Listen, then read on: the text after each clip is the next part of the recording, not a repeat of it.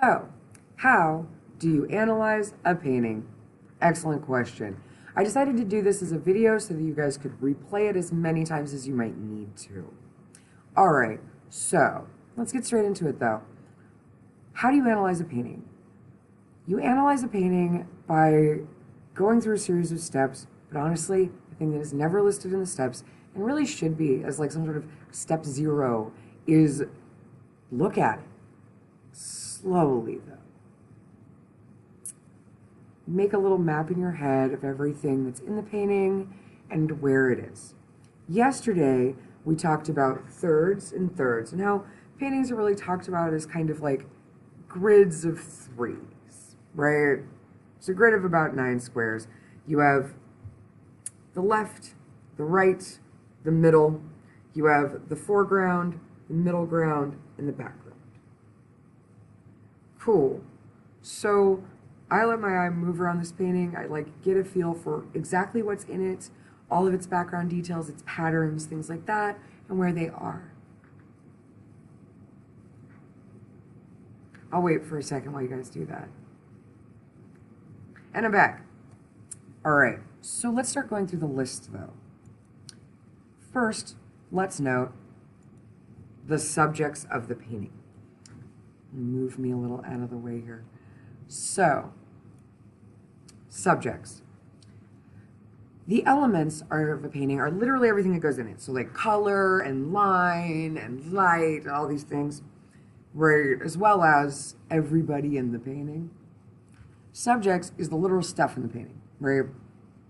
So, I would say the subjects of this painting, they don't necessarily need to be human. Objects are subjects as well. Such a weird sentence to say. Anyway, so here I've got 5 women wearing bonnets and Western style dresses. A young man wearing, I don't know what this lad is wearing, but it appears to be some sort of like quasi-military costume, leading me to believe he's probably pretty elite. Yeah. Other subjects of the painting, though, besides the human figures, are the harpsichord. Oh, it's a special kind of old-timey piano. It sounds like a toy. Yeah, and then you've got the fiddle there, as well as the plum tree. I mean, the plum tree is enough of a subject that it's like in the title of the painting. So our author here wants us to know about plum tree. And I would say that, yeah, basically, like those are, right, perhaps the flower vase. But yeah, people, instruments, this tree. Got it. Subjects. Next up, what's happening in the painting? Right, we've talked about how paintings don't move, but unless they're haunted, in which case, run. Pro tip. All right, but in this painting, the movement that is suggested by the artist is the woman's fingers on the keys of the harpsichord and the bow on the fiddle moving, and right, the mouths of the woman in the pink and the one in the purple are actually both open, suggesting that they are singing. I think the lady in the black is really just here to serve looks, but we will talk about that in a minute. Right? Yeah, their mouths are closed, along with the young boy. They appear to be listening. So that's what's happening in the painting, right? The movement, the action. It's lively, but it's not energetic, right? These ladies aren't fixing to like bound around, have like, you know, a cool kabuki theater fight or something. Nah, just having to sing along. All right, fab. Next up, color, mood. This art, yeah, like this illustration here, this woodcut, is about color, right? So I went and looked it up just to make sure I was right. But yeah, this is a woodcut, ink on paper. It is the type where the wood itself is painted and then paper laid across it to bring that up.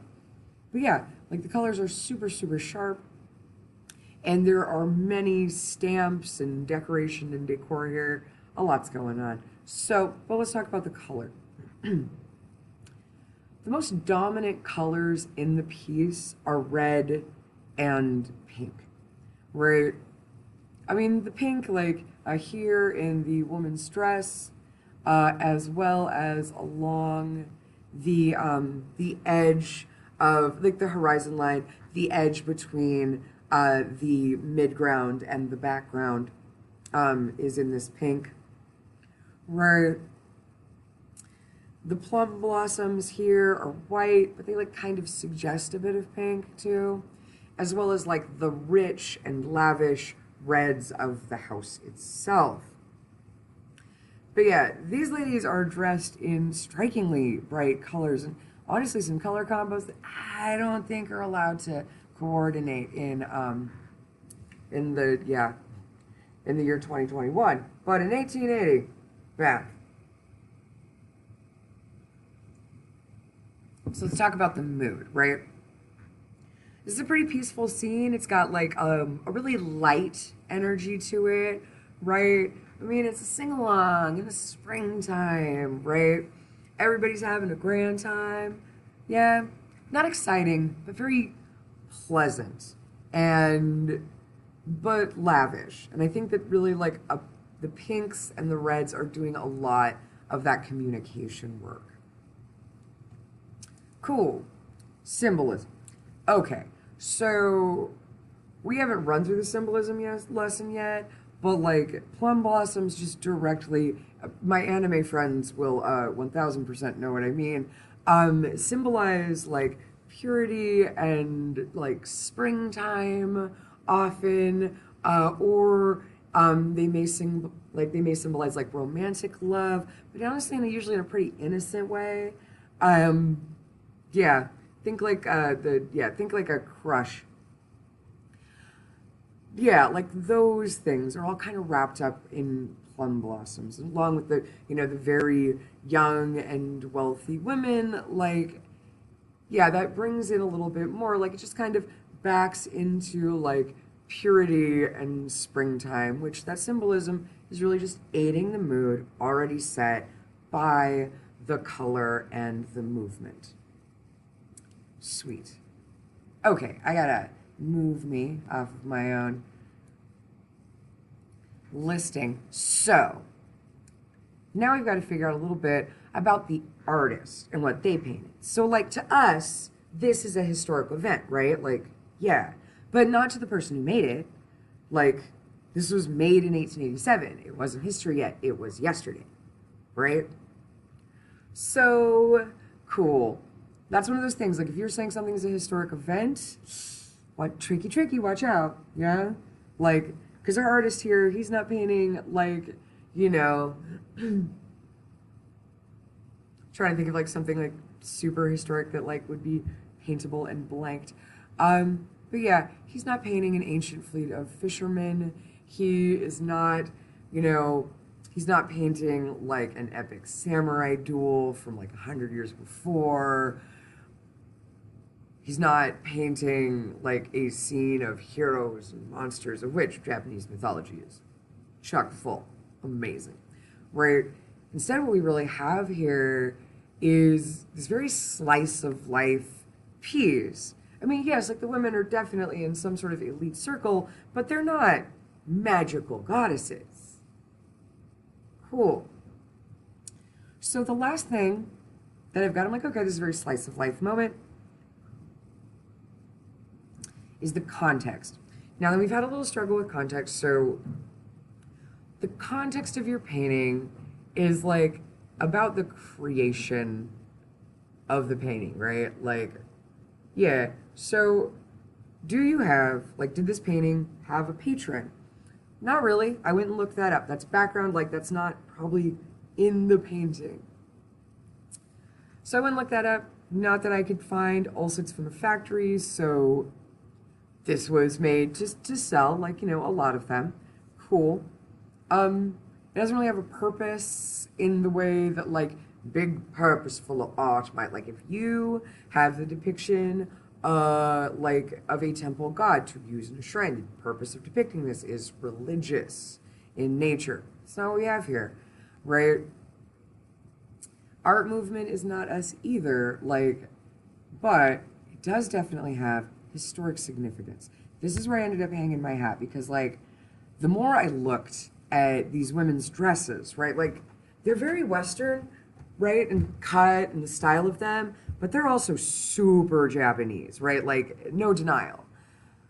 So I got to thinking, I was like, so the bonnets too, like the hats, I was like, I know a little bit about like 1800s Western fashion, honestly, not that much. But I remember flowers being popular, but mostly it was like feathers. Like feathers were the thing, right?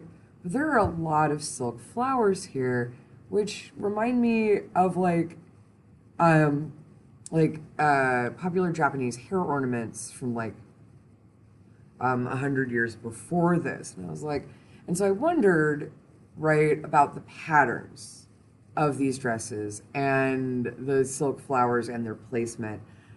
Because I wondered if it might be an echo of something earlier. So I went and I looked it up. And haha, research success. So here's what went down. Use your notes to help you, right? You've taken notes this entire process. But this is what I found. Okay, so Strayer, that's the red textbook, was talking about Japan modernizing, and he had this chunk where he said, in Japan, much of Western civilization readily embraced, much of Japan like readily embraced Western civilization, and hey, our clues were there, right? Like, look, this like the little boy in the soldier outfit, like, yeah, right. The very nice house, cool. These are women in elite circles, sweet. It looks like my suspicion was a little bit correct that, right, that these women adopted Western ways. The dress of the woman in the middle, the lady who just showed up to serve looks, yeah, seems to reflect earlier Japanese court traditions that encouraged women to wear many layers of kimono. Yeah, and that's where I had seen it before. Because as I looked at the woman in the center, now armed with my deeper research, I was like, oh, right. Like ombre, is that how you say it? Ombre? Not sure. Anyway, that fading dye, that wasn't very common in the West, but it is a super traditional motif for a kimono, right? And then, yeah, Western dresses are layered, right? And like the lady on the side with the purple, like, with one swash, yeah, that gets to it. But yeah, like center woman here with the tie back so you can see the dark purple lining of her overdress. The ombre like pattern of her next one, and the fact that she has chosen to clash match so perfectly with a red petticoat.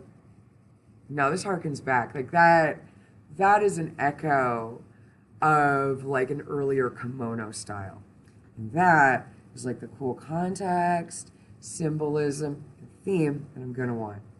Basically, if you have those themes, if you have that like deep understanding, you're gonna do great tomorrow when we crack through into symbolism. So, with that, I'm gonna pause myself in the classroom, take your questions or whatever. But that's yeah, it's your turn. Go use the method on your own art. And good luck.